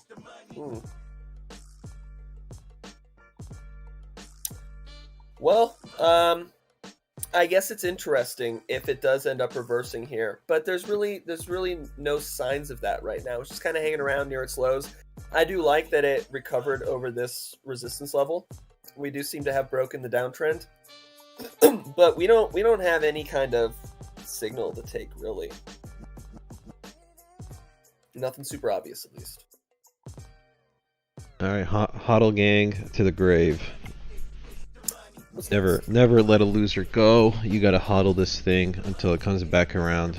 It's kind of like going through a black hole. Eventually, you come out on the other side. So don't fret. And everybody knows that's exactly how black holes work. Exactly. So it's a known science, and it's reflected in the. You'll catch me at the event horizon. It is known. I mean, you guys haven't seen Interstellar? Come on. I am Interstellar. That's a hard science in there. All right. Let's kind of wrap. You know what he should have done when he went back in time is he should have given his daughter some stock tips. Right. Yeah, or just opened her up a small CD. We're trying to save humanity here. We're trying to save humanity here, not get rich, bro. A message to buy Bitcoin in the study. Yeah, in 2009. Daddy, I don't have any allowance. Buy Bitcoin. I don't know why his voice is all messed up, but yeah. It's through time. He's talking. Oh, time traveling really horses the larynx. Yeah, you gotta shout. You gotta really yell. The people can't get buy Bitcoin from the future. Maybe that's what happened. That remember the whole Bitcoin time traveler thing? Yeah, that's right. We probably need to get back to that to really see how accurate it was, because I remember it was 2020. Recently. Within a few years, it stopped being accurate anymore. Still pretty damn close. Here, we can look that up for people. Bitcoin time traveler prices. So some guy on the Bitcoin Talk forum said that he had come back in time and then listed off like Bitcoin prices for the next 10 years. Yeah, but he did this in 2012, didn't he? No, I think it was much more modern. It was 2013. Oh, that's 2013. That's pretty good, considering what. And he had a very dire message for us that we're all going to be controlled. Here we go. So what you're saying? From 2025 warned us in 2013 about Bitcoin. Okay, well this does not. Yeah, we don't need articles on it. We want go to images, Google Images, and there's like always a nice.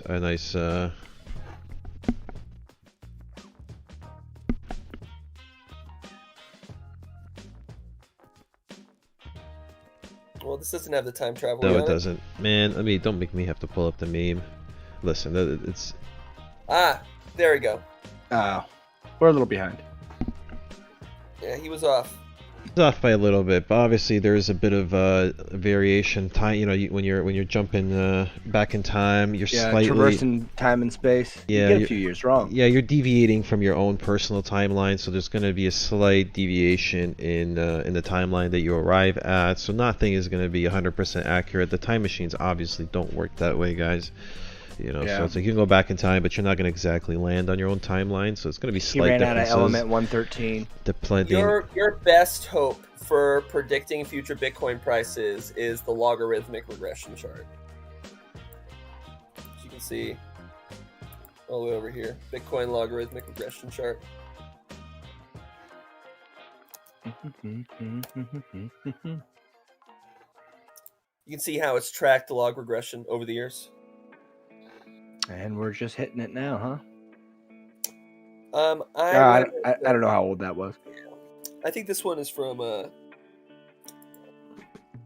let me click on it. You know you're gonna start seeing articles. Still from 2018. Yeah, this is classic. This is what I'm basically back in my brain is this is the price chart I reference. Yeah, this is the price chart. People who have been in crypto for several years, every now and then, every few years, this chart will make its appearance. This is the big. So, for those of you who are not steeped in mathematics, a linear regression is when you draw a line through the best fit line through all the data points on a chart. So here, let's go to Bitcoin. It's a linear regression tool.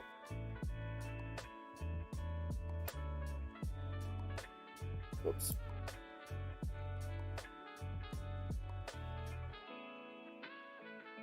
So linear regression gives you a best fit line through the most recent data points. And you can see if we're, above and below that best fit line. A logarithmic regression does something similar, except logarithmic lines are curved because a logarithmic chart will show you something with the same distance at the top as from the bottom. So here, let me show you the difference over here. Let's do Bitstamp.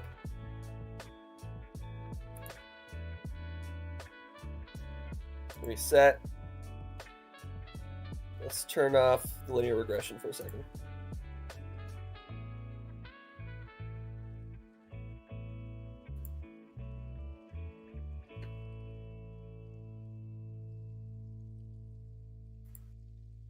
And VPVR.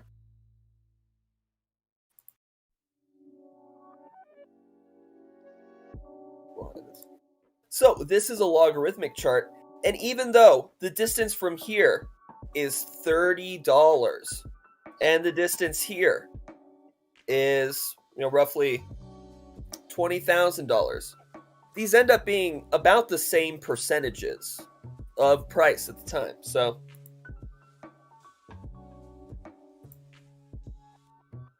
this right here, 900%.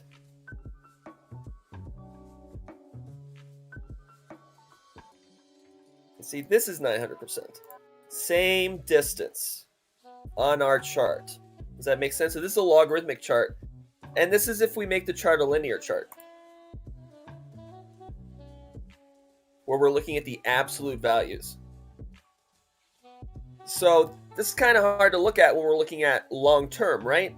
Linear charts, I feel like, don't make much sense on the long term, because when you look at the long term, it's the percentages that matter. Like, we don't say Bitcoin gained $500 today. We're like, Bitcoin gained X% today. Mm-hmm. And it's on lower time frames where we care about absolute values. It's like, a Bitcoin moved $50 right now. Like, okay, no one really cares Bitcoin moved like 0.3%.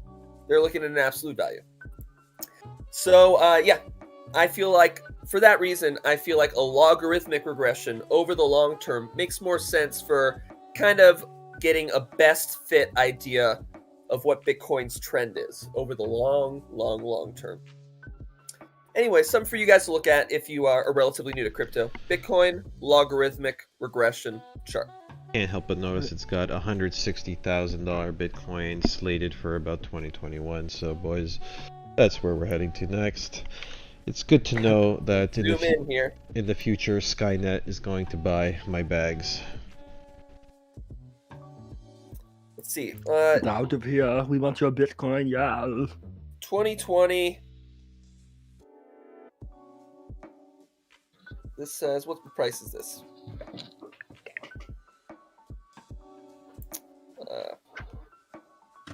There we go.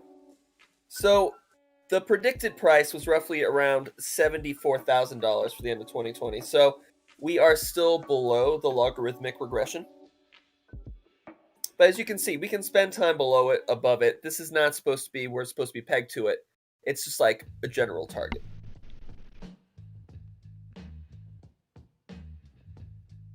Okay. All right, 160K, here we come. A nice little lesson, well, a little history lesson or time travel lesson in Bitcoin land.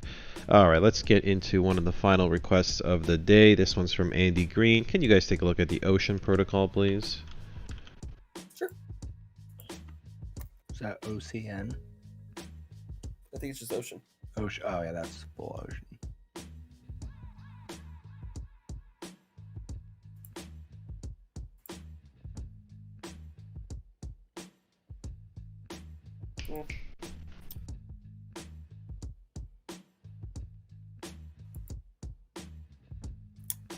Looking at the Bitcoin pairing, this is kind of suffering from the same thing a lot of the Bitcoin pairings is, which is the USD pairing looks interesting because of its relationship to Bitcoin, but when you look at the Bitcoin pairing, it doesn't seem so interesting anymore.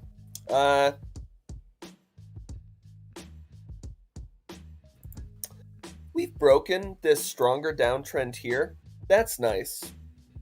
But we're already starting to curl over here on the daily. I feel like there's not much that we should do here on Ocean. If we do start getting some bottoming behavior and we start to pull up here, then I think Ocean could be a really nice long.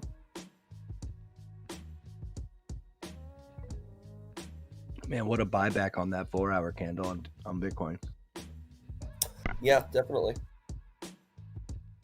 Yep, we're currently over 39,000, so the volatility is absolutely wild at this point. Bonkers. It's gonna be pretty cool. Right now, it just feels like we've retested support. Resistance to support. Yeah, scalping with just one whole Bitcoin is going to be pretty interesting in the future. That is for the people that have enough to have a whole Bitcoin, you know? Yeah. Well, hope you stacked your sats when you still could, guys. You heard it here first. Jack has a whole Bitcoin. Let me give you his address. It's Canada. Come and get me, boys. Come and get me, boys. Survive the frozen north. You can win this Bitcoin. No, you got to take it from us. I've got my keys you buried. You ain't gonna win it. In Jack Stein's Bitcoin. I got my keys buried deep inside the Canadian icy tundra. So. Oh, good luck I was getting hoping you were going to say the tundra, because if you were going to say your keys were buried somewhere else. He only has the tundra, but it's him in the tundra in Bitcoin. It's bigger than I ate the paper wallet. Now no one has access to the Bitcoin. It's safe. Bigger than the Nevada desert. Good luck digging up this hole. All right, what do we have next here? All right, guys, let me just double check, but I think I've got all the requests in. If there's any requests I missed, please put them in the chat right now. Otherwise, we are going to be winding it right down. Okay, so we had just one quick request come in now. So this is going to be the last one for today, and it comes from Soaky Cat, or S Coke Cat. I call it Soaky Cat. Asking for gas. Is this the Ethereum gas that they're referring to? I'm guessing that's what it is. I don't know if there's another one. They must know gas. There's a gas. I think it's going to have to be the... Oh, there was a gas before. Yep. I remember it on. Well, it looks like it's retesting its lows. I'm super not interested in this. This is like a lot of other alts where it's gained value, but it's because Bitcoin has gained value. In actuality, it is losing value against Bitcoin.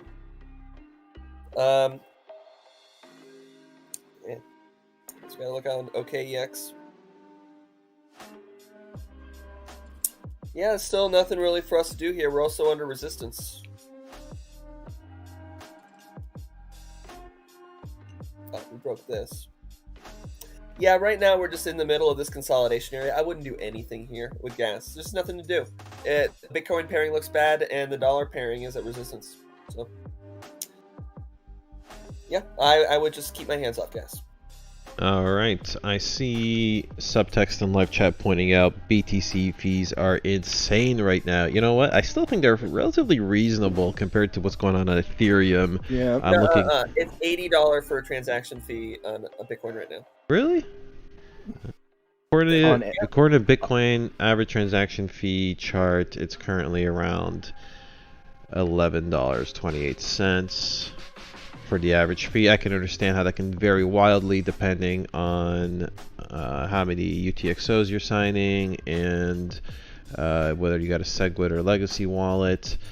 But well, maybe it's skyrocketed in the last little bit, and this chart is still catching up. Told me she paid $78 for a Bitcoin transaction today. Oof. I know, that's almost like Ethereum gas prices. Pretty much, yep. Ethereum is not much cheaper. Layer 2 cannot come soon enough. It just can't. For both Bitcoin and Ethereum, Layer 2 can't come soon enough. It's true. But, I think Bitcoin can definitely tough it out for quite a while longer. But, yes, Ethereum sooner than later. I still have a few DeFi projects I want to pull dividends from, but it's going to cost more in fees than it will to claim my divs. So it's absolutely wild out there. All right, guys, that pretty much is for today. Right, Neo has gas, ONT has ONG. Yeah, that's actually what I think I realized after I pulled that up. Yes, and then gas Theta is the has Neo. T-Fuel. Right. All right, here we go. We've got all of this covered. Let me just check off a few things here on my list. This is all done. We've gone just under 2 hours. It's been a pretty good show. Maybe I'll quickly flip over to my browser here and pull up a little something. All right. Here we go. Here we go. So this is the someone in the live chat linked us to this. This is the original Reddit post, I suppose. So this is, wow, this is a kind of a weird name to have had, but it's funny because just yesterday, Jason, that show you mentioned a while ago, the cat killer on Netflix. Don't fuck with cats. Yeah. You know that one? Luca Magnotta. Yeah, Luca Magnotta. Yeah. Dude, go figure. Look who this post was made by on Reddit. Luca Magnotta. Unbelievable. And my girl was just watching this yesterday on Netflix. What a crazy show. But yes, so this is the Time Traveler Reddit post. That is funny. Wait, well maybe Luca just went back in time. Yeah, well, he really messed up if that's what. Dude, that guy was one whack job of a serial killer, but maybe I think he was with someone else. Maybe Bitcoin should not be. You can see another hand in it, for God's sakes, in the video. So Bitcoin should not be treated as an investment, the Time Traveler says. It should be recognized as a speculative negative sum game. Bitcoin system currently consumes an estimated $3.6 billion of electricity on an annualized basis. Just to update the ledger that contains a record of everyone's transactions, blah blah blah blah. Bitcoin investor, you're paying So basically introduced a lot of FUD. Here we go. Increased by a factor of 10 from $0.1.10 to $1.11 to $10.12 to finally slight slowdown. The value increased by a factor of 10 every 2 years. 10,000 2017, 100,000 in 2019, and 1 million by 2021. All right. Well, I look forward to the Time Traveler's prediction coming true, minus the Skynet part, minus the FUD, but. Yeah, it seems like a pretty lengthy write-up. I don't know if I even read this whole thing, but it's here. It's on Reddit. Go check it out. Probably just Google Reddit, Bitcoin, Time Traveler from the future here to beg. Okay. So check this out if anybody wants to read a little bit of Bitcoin fan fiction from the past. It sure is probably an interesting read. Let's see here. Transaction fees. Let me see here. I thought I had this other thing open here. Ethereum near. I must have lost the link. Alright, I might have to forego that for now. We did cover the $1 trillion, the Trilly market cap a little earlier. Yeah, we hit $1 trillion, guys. Happy trillion. Happy trillion. Hopefully our members have a small bite of that trillion allocated to their portfolios. Multiply that by 10 and it's close to gold. And that would put us right about 400,000. Oh, right now, 1 Bitcoin is worth more than a pound of gold. And it doesn't even weigh nothing. Yeah. Bitcoin's a lot easier to carry. Try getting your 20,000 pounds of gold out of another country. Yeah, try to ship it to Mars when we're on different planets. No, at that point, you just mine off a local asteroid. Well, yeah, the gold, once we start space mining, the gold supply is going to be way inflated. All right, then you'll only have Bitcoin. Supply. Yeah. Yep. Sign me up for my Gundam space battlesuit, guys. I am ready to venture into the stars and send Bitcoin with my solar-powered Bitcoin, solar array. But all right, guys, that about covers it. Where's your Bitcoin? It's on the moon. I didn't think it would happen. Oh my gosh, I gotta leave Earth. It left without me. Yeah. Moon mission is a go. All right, everybody, it's been a wonderful Thursday edition of Breaking Bitcoin. Soki Cat says, forget Mars, I'm taking my Bitcoin to the moon. Okay, well, the moon is closer to Mars, but okay, let's skip Mars. And Okay. All right. Fair enough. But Subtext says, giving up on sending the 2K worth of Bitcoin right now. Yeah, I guess that $100 fee is kind of gnarly, but I almost want to log into my account, see how much it actually costs. But, if you have like a legacy account, it's really expensive, I'm pretty sure. I think SegWit does cut the price down dramatically, so make sure you are using like a SegWit wallet. But, I mean, at the same time, I wouldn't be surprised. It's $100, it's $100. Might make the barrier entry quite high, maybe for... noobs looking to invest just $100 are going to be turned off by $100 fee, but that's a game we play. You better bring. This is a high roller stable.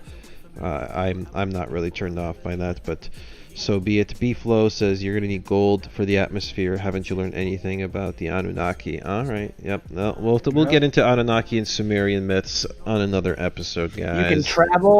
You can travel the goddamn cosmos, but you can't master alchemy. Come on. Well, with any luck we will, and then Bitcoin's value will be even greater. Lord knows you can't transmutate the Litecoins into the Bitcoins, right? So how about that? Just do an exchange. Well, not for one. But with that said, equivalent exchange. With that said, guys, it's been a great show. Thank you so much to everyone who joined us today. We're gonna have the timestamps up shortly after the show. So if you missed any charts, you can just quickly reference that after the show. Shoutouts to Crypto Bull doing our timestamping. I will take care of Crypto Bull and get him onboarded. I promise today, my man. Kind of feels like a weird show, like just because it's just like kind of euphoric for me at least. Could you imagine just a few months ago looking at a chart that has $39,000 Bitcoin on it? I've been telling everyone about this like for a couple years of that it's coming, but now that it's here, it's like, dude, it happened that fast. Like, yep, it is strange. I basically keep it to myself. I don't do the I told you so with people. I don't shill Bitcoin to anybody. I don't like that. This is my own little secret. The people that did get in are thanking me. So. Yep. All right. Final words to say, Alex. Want to say anything else to our dear audience before I hit the exit button? Just be careful out there, guys. I know it's been a great week. Don't lose your gains by getting impatient and just immediately rolling stuff over into new positions. Keep your eyes open. Look for ideal opportunities and strike when the iron is hot. You don't just like spray and pray. You're gonna lose. Yep. And if you're not basing this off any kind of rules system or anything like that, like make sure that you built yourself something that's reliable first. Don't just be going, enter here, or like trading off emotion will get you killed in this game. And with the volatility like this, you'll get killed 100 times faster. Stack Sats, HODL gang, you know what it is. We're witnessing history day by day, people.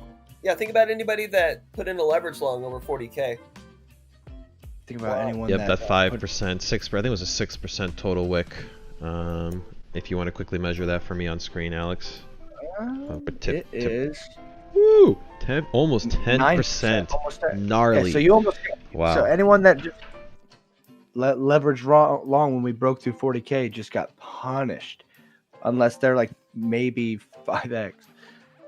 Unreal. Yep.